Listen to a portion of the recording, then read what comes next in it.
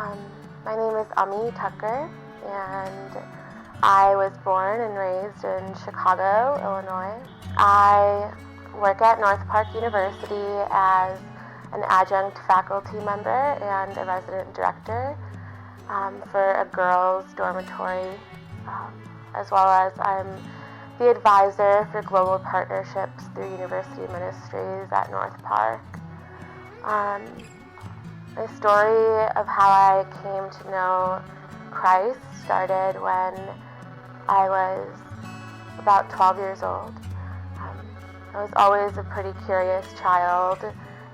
Mom's side of the family is Swaminarayan, and my dad's side of the family believes in Jalaram, which is a reincarnation of Vishnu. And my mom's side of the family is extremely religious. My mom has a couple of aunts who are nuns in the Swaminarayan temple in Ahmedabad. And every morning I remember my grandmother taking out her puja and laying it on the table and doing pradakshina around the table. Every morning she would give us prasad. And I never understood how prasad really worked. I never understood the importance of having an idol. I felt like I didn't want to put God in a cage into the statue, because I was told as a Hindu that God was everywhere. So why can I not then pray everywhere? Why can God not be everywhere? Why do I have to go to a murti and pray to a murti? We had housewarming pujas growing up. Every time my dad opened up a new store, we had pujas that we would have to do. We worshipped our ancestors. So even today, we have pujas on the death anniversaries of my grandparents and of other people who have died in our family. Marrying outside of your caste or outside of your religion was shunned upon, and it brought the family shame. My dad always called me his little boy because he wanted a boy and not a girl to be the eldest, which definitely caused me to question my identity. I felt that I wasn't good enough as a girl. I wasn't strong enough. I wasn't wise enough. As a girl, I felt like I wasn't skinny enough. So there was always something lacking, and it really impacted my self-confidence, my self-efficacy, my self-awareness, and really anything that you can think of that makes you human. So in 6th grade, my uncle passed away, and I really started questioning death and became fearful of death. I couldn't sleep. I had insomnia for a really long time because I would have a hard time falling asleep, or I would have night terrors. And I felt that if I stayed awake, then I wouldn't die. And the only person that I could talk to was my grandmother, who had moved to America and sacrificed really her life in India and everything she knew to come raise me. I had a very limited vocabulary because my first language is Gujarati and my second language is Hindi, and so that was also a struggle growing up in America and not knowing the language that you were born into. So I asked my grandmother, what happens to you after you die? And she told me that I was too young to be asking questions like that, and that I was a child and needed to go be a child. But of course I was curious, so I kept asking her, and she finally told me that if you do good things and if you have good karma, then you go to moksha or nirvana, which is a state of nothingness. And if you do bad things, then you're reincarnated into something worse, like a cat or a dog or an ant on the floor. And that was very terrifying for me as a 12-year-old, because I felt that if nirvana meant a state of nothing, and if I was only 12, what bad karma could I have done? So I became suicidal because I wanted to go to nirvana and just be in a state of nothing. If that was the only thing to look forward to, then what was the point of living? So I started having thoughts of suicide and wouldn't tell my parents. I would spend a lot of hours in my room by myself, journaling or crying or asking God what my purpose was as a 12-year-old. My mom came to find out that I wanted to commit suicide when she knocked on the bathroom door and found me on the floor crying with a knife in my hand, and I'd already cut myself. She thought it was her fault that I was like this, and she, instead of sending me to the hospital, sent me to Mandir. And so I went to Swaminarayan Mandir from about 7th grade until the end of high school.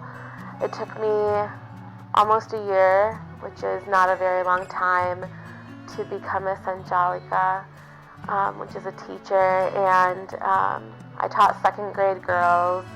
I would go there on Sundays at 5 in the morning to start making food with the rest of the aunties.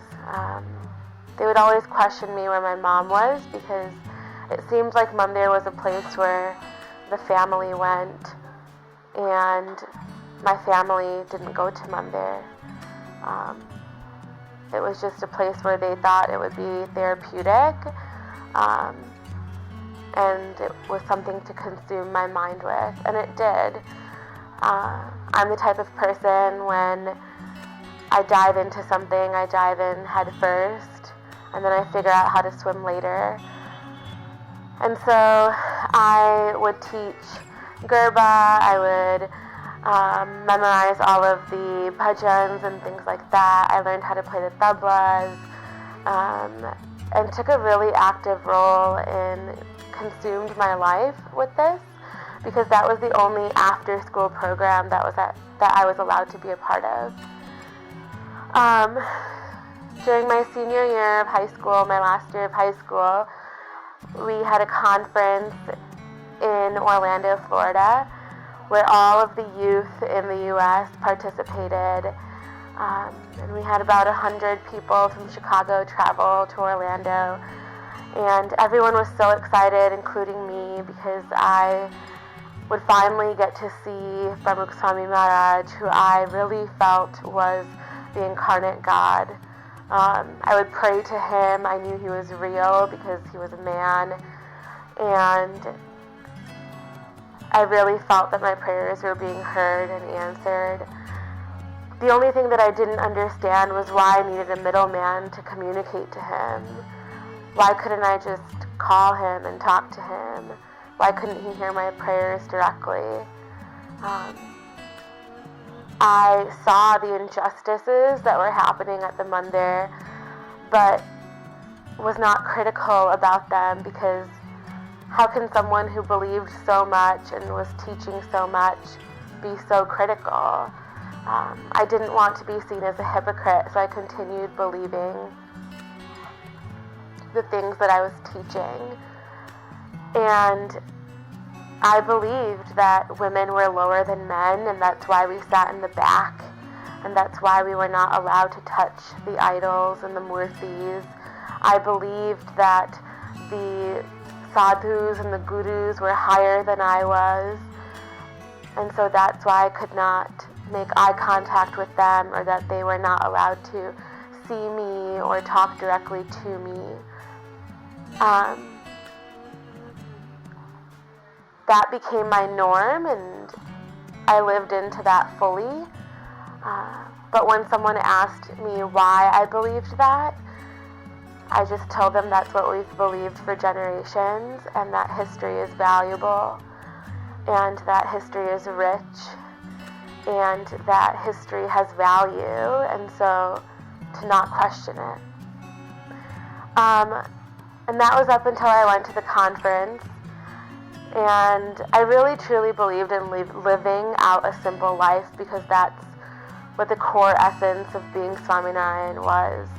I would do puja in the morning, and it would take me an hour. I knew all of the mantras in Sanskrit, but I didn't know what I was saying because I don't know Sanskrit. So it was just all of these noises that I had memorized, but had no idea what I was saying. So at the conference, it was filled with about 10,000 youth from all over the U.S., and Pramukh Swami Maharaj came, and he was holding a little baby murti of Krishna in his hand that he carries everywhere, his little Bal Gopal, and he came on a Rolls Royce. And I remember, as everyone around me was having this spiritual experience, I sat back down and started crying, because in that moment I believed and knew in my heart that everything that I had devoted my life to for the last 7 years, 6 years, was a complete lie. And I was so angry at myself that I had become a teacher, because teachers are supposed to be truthful. And so I went back home, and I started applying for different universities, and I went to DePaul, which is a large Catholic university. During that time, I did a lot of reflection. I stayed in a dormitory, and I had a roommate that I had never met before. She was a pastor's daughter from Minnesota, and every night I would see her reading her Bible, and I would think to myself, why does she believe in a God she has never seen, when I believed in a man that I have seen and don't believe in God? But I wanted to be closer to God, and I didn't want to bring any shame to my parents, so I started printing out pictures of different Hindu gods and goddesses and put them all along my wall on my side of the room. And I'm sure for a white girl that really scared her, because she's probably not used to seeing a woman with 8 arms with a sword in her hand riding a tiger. But I thought that if she could be so close to her God, why couldn't I be so close to mine? So I started rereading the Vedas and the Vedic texts and the writings of Manu, and it was challenging. My English was not very good, and I don't know how to read and write in Gujarati or Hindi, and so the language was very complex for me. I read a lot of Buddhist texts, a lot of Jain texts, a lot of Islamic texts. I read the Quran. Nothing seemed to make sense, and I refused to believe that Jesus was the only way. Until I read a quote that said, truth by definition is exclusive. And that made sense to me, because even if you put one spot in a white paper, it becomes polluted. And so truth by definition has to be exclusive. But that was really hard for me to grasp when the religion I believed in told me that I was less than everyone, that there was a hierarchy, that there was a certain way of doing things, that freedom had to be attained, that it wasn't just given. So I started reading again my Hindu texts, and I would ask my roommate what she was reading, and she would read me passages from Jeremiah and from Mark and Matthew. And all of those things made sense. And I remember thinking back to when I was in 6th grade and another one of my white friends.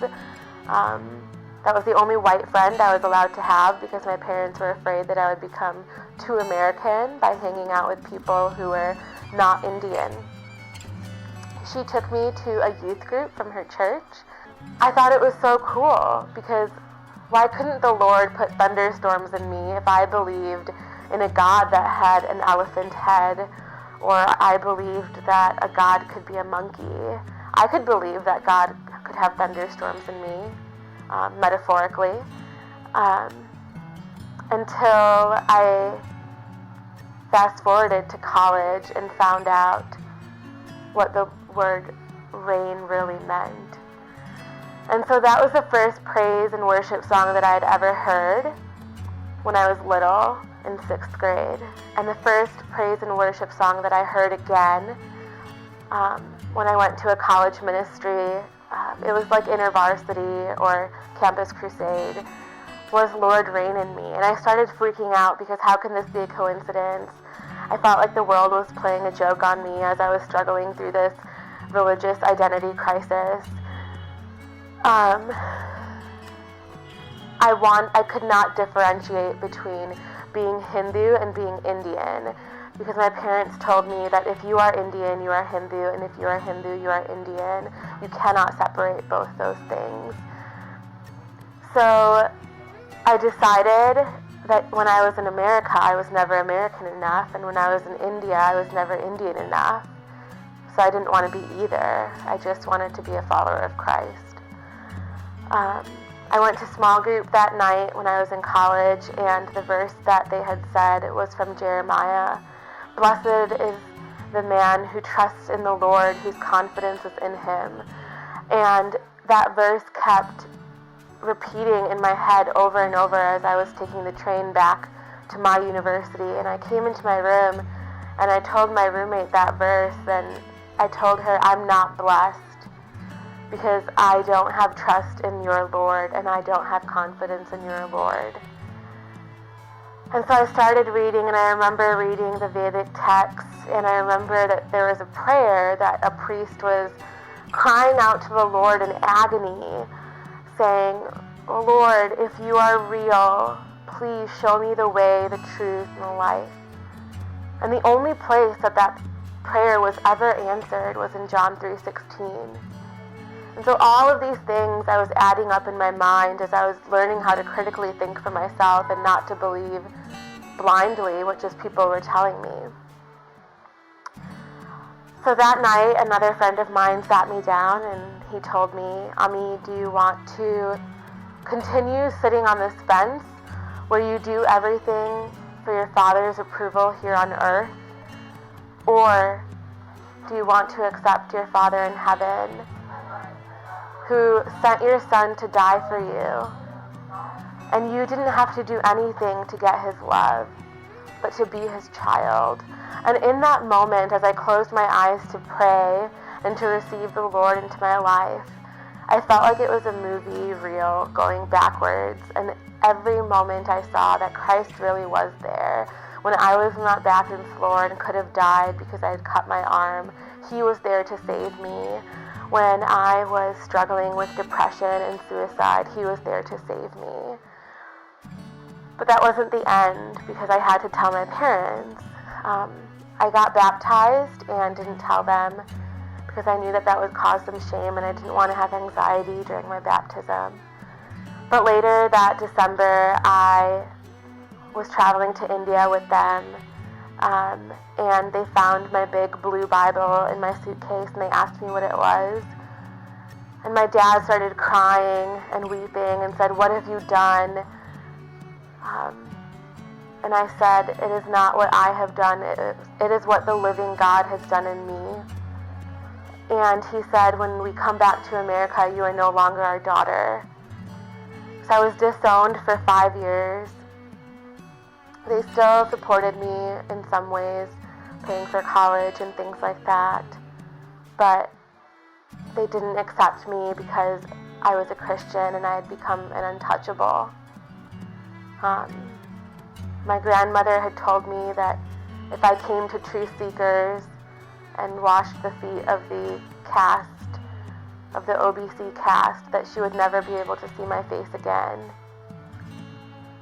So that happened last week. And so it is a continual battle, but I think that God has chosen me for a reason. Caste has become a huge topic in my family. My significant other comes from a Brahmin background, but is Christian as well. And I truly feel that the only reason my family has allowed me to be with him is because of his caste, and not because of who he is. So it has been challenging, but I am grateful that the Lord has gave me patient endurance, and I'm still learning that. But throughout this trip, I'm also learning that caste has been a real thing, not only here in India, but also in America and in other places. It still exists among the Indian community, among the Indian Christian community. Even in my own church back home, there has been caste reconciliation between the Marthama Church and the CSI Church, and then them coming together, and I'm happy to be a part of that. So I'm grateful for the work that I've been able to do, and I know the Lord is definitely working in my parents' hearts. They've agreed to have a contextualized Christian service. They've come with me to the South Asian Friendship Center in Chicago and have sat with me through satsang. They've invited me to the ashram to sing bhajans about Jesus and to tell them stories about Jesus. This year we celebrated Christmas, and I got to participate and do lessons and carols with my nieces and nephews and tell them about the living God. And so I know that the Lord is surely working, and maybe it's not as fast as I want him to be working, but I know that in his own time he will do what's best and his will be done. But I think because in my family's eyes I've been so rebellious, it's been easier for them to transition. They call me the black sheep of the family, even though I probably know more about Hinduism than they do. I knew how to conduct a puja by myself at the age of 6. I knew all the shloks and the mantras. I knew the artis. As a little child, we would go to the mandir, and the Swami would put the arti on the floor because he didn't want to touch the woman or even a little girl. And so I would take the arti and I would pass it around so people can take their blessings, and they would put money in there. And it made sense to me in some ways that the essence of God was coming into this flame, but I wasn't sure why God couldn't directly give that blessing. Why was there still this median of this flame as a blessing? So we did arti every day at home. When I lived in a smaller house, we had a little mandir that we see in typical homes in Indian communities or in Hindu communities. They're just made out of aluminum or steel, and you can buy them and you put your murtis or idols in there. And then we moved to a bigger home, and the first thing that my mom wanted when we were planning on building this home was a mandir.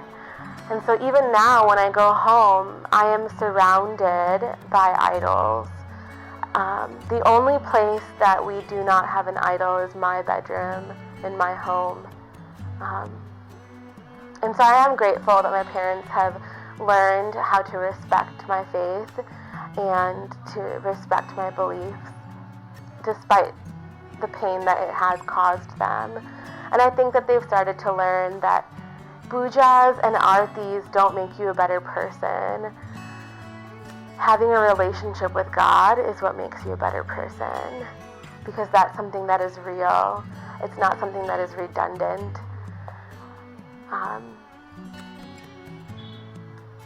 My grandmother is still very orthodox, Swaminarayan.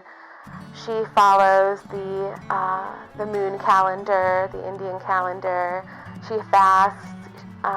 She has to do a certain amount of malas every day.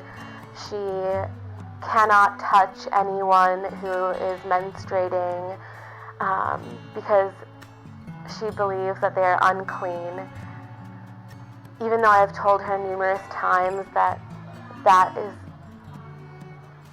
scientifically, that's the body purifying itself and cleaning itself. So it's fascinating to me that Hinduism has turned cultural things into religious things, because women were not allowed to be in the kitchen or do housework because they were in pain. It really had nothing to do with religion in some ways. But we've made all of these cultural things, and we've said that they're part of our religion instead of part of the culture. And so I think one of the struggles of being a converted person is differentiating between what is my culture and what is my faith. And that's something that I still continue to learn.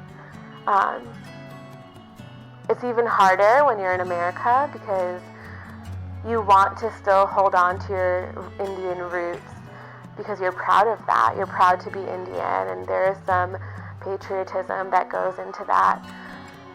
However, you have to remember that you cannot be a false witness. And so now when I'm given prasad, I don't take it, because I don't want to give my family the false hope that I will become Hindu again. When I have a wedding ceremony, it's going to be contextualized, like I said. My grandmother still does not sit at the same table when she eats with other men, because she feels that she is lower than men. When my grandfather died, she stopped wearing gold jewelry and stopped wearing her bindi and any sort of colors, and she cut her hair, and I think it was a very traumatic experience for me to see that, because I didn't understand why she had to punish herself for something that she could not control. So as I continue to understand more of her, I'm grateful that she is continuing to understand more of me. And although I am stubborn and feel that she won't change, I have to continue to believe that the Lord is speaking to her in many ways. Because I do believe that a woman that raised me and gave me these values, at least this foundation, does truly know the truth, but is just afraid to let go of the generational history of Hinduism that she has known. She lived in the time when the British people were here, so yes, she is afraid, because she sees Christianity as the white man's religion. And so I feel that it is my job and my duty to help my grandmother see that you can still be Indian, and you can still have your values and your culture and still believe in a living God. My uncle and aunt and their son and daughter, their granddaughter, was in a horrible car accident, and my aunt was in a coma for about 3 months. And every day I would go to the hospital with her, or to go see her, and her brother would come, and I would be reading the Bible when nobody was there, because I couldn't read when other Hindus were around. And he asked me what I was doing, and I said, there's no reason to worry. She's going to wake up. I have full faith in my God. And in that moment, I read a passage from Matthew to him, because he asked me, how can you believe in a God that you've never seen before? In the passage, I don't remember it word by word, but it's in Matthew, and it says, look at the birds of the air. Doesn't their Father provide for them? And the fish of the sea are well taken care of. So how much more you, that the Lord would not provide for you.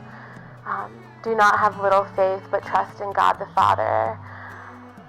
And in that moment, as I was holding my aunt's hand, her hand moved. And she had not moved, and we would have to, for 3 months, we would have to give her a bath, and we would just have to talk to her. We knew she was listening. And she woke up, and the doctors told us that she wouldn't be able to walk or talk. But she's walking, and she's talking, and she's completely fine. My ministry right now is the job that I do at North Park. I supervise 4 girls, and I am in charge of 70 females, 70 girls at North Park. And so that is my ministry, that to their well-being, conversations with them, conversations with international students who come from India and who have seen a lot of different things in India and have a hard time translating this Western Christianity, this American Christianity that is so different than here. So that has been my ministry that I've been doing. My ministry, honestly, is to Hindus, to higher caste Hindus, because I come from an upper caste background. And I believe that in race reconciliation will only work if both castes, the high caste and the lower caste, can see each other as equals. And so I know that it would be easier for someone from a higher caste to hear my story because I come from that caste. My sister, I would say that she's in the closet, but is a believer. She's a little bit scared because she's only 18 to tell my parents that she's a believer, but she became a believer in 7th grade. So she's about 11 years younger than I am. So I've seen how God has been working in the lives of my family. My family, the Thakkar family, is about 500 people in Chicago, and I'm the only believer in my family. What's amazing is that instead of ridiculing me, which did happen, they are now starting to ask questions because they realize that this is not a phase. And so I think an encouraging thing for anyone to know is that this takes time. And what I didn't know, what I came to know later on, was that my friend's mother had been praying for me for 7 years. And so I feel like that if someone who I didn't even know had been praying for me for 7 years came to know me and I became a follower of Christ, that in and of itself was a miracle. So the things that I have seen, the ministry that I have seen, I don't think they compare to the miracles that happen in India every day, but they're little miracles that do happen. It's those little conversations, those small glimpses of hope that we see in America that are our own miracles. I had a student who was suffering from a brain tumor, and she, inside of her body, has a wire connected up to her frontal lobe, and she presses it inside so that her migraines stop. And I asked her if I could pray for her, and I prayed for her, and she wasn't a believer, but it's a Christian school, so thankfully I'm allowed to talk about my faith. And I prayed for her, and the next day she came back and she told me that the doctors told her that nothing was wrong and her pain was gone. So I see God working in little ways like that. But I think I'm like doubting Thomas, where sometimes I wonder if it's a coincidence or if it's really God working. And so I think it's important for people to travel and to come to different nations and to see different ways that God works, to really believe in miracles, because God still does miraculous things.